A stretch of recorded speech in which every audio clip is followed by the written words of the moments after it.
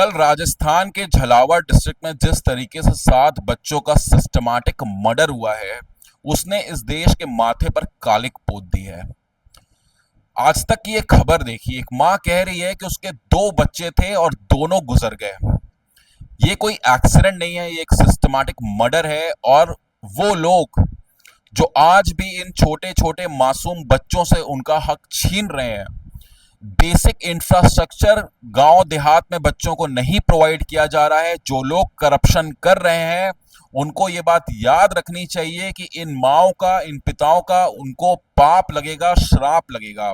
और ये श्राप इतना गहरा होगा, इतना ज्यादा मतलब इंटेंस होगा कि आपके रातों की नींद उड़ जाएगी, आपकी खुशियां छिन जाएंगी, आपसे हर एक चीज छिन जाएगी आपसे। आपको इतना श्राप और इतना पाप लगेगा, क्योंकि ये घटनाएं ऐसे वक्त में हो रही हैं जब इस देश में ये दावा किया जा रहा है कि ये देश चौथी लार्जेस्ट इकोनॉमी बन चुका है, और उस वक्त हम अपने देश के मासूम बच्चों को हम बेसिक इंफ्रास्ट्रक्चर नहीं प्रोवाइड करा पा रहे हैं।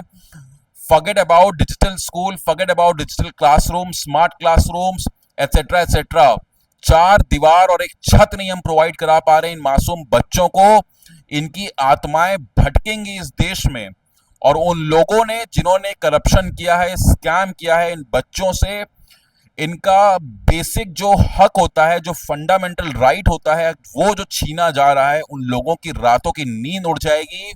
आपके बच्चे तड़पेंगे, इतना आपको श्राप लगेगा कि आपके बच्चे तड़पेंगे। आप ये याद रखिएगा, आप जिस भी कोठी में बैठे हैं, जिस बंगलों में आप बैठे हुए हैं इस वक्त इन पैसों को मारकर, आप ये याद रखिएगा कि Karma is a fucking bitch and it will come to you.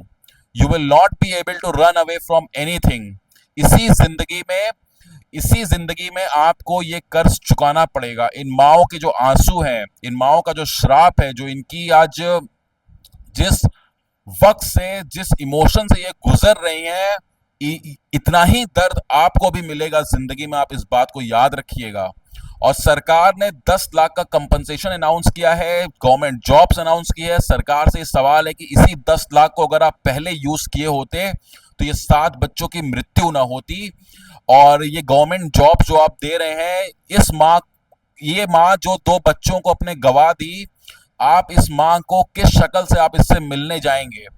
क्या शक्ल लेकर आप इस घर में जाएंगे जहां पे 2 मासूम बच्चे मर गए? इस माँ के सिर्फ 2 बच्चे थे और दोनों मर गए। क्या सोचकर आप जाएंगे, ये आपको सोचना पड़ेगा।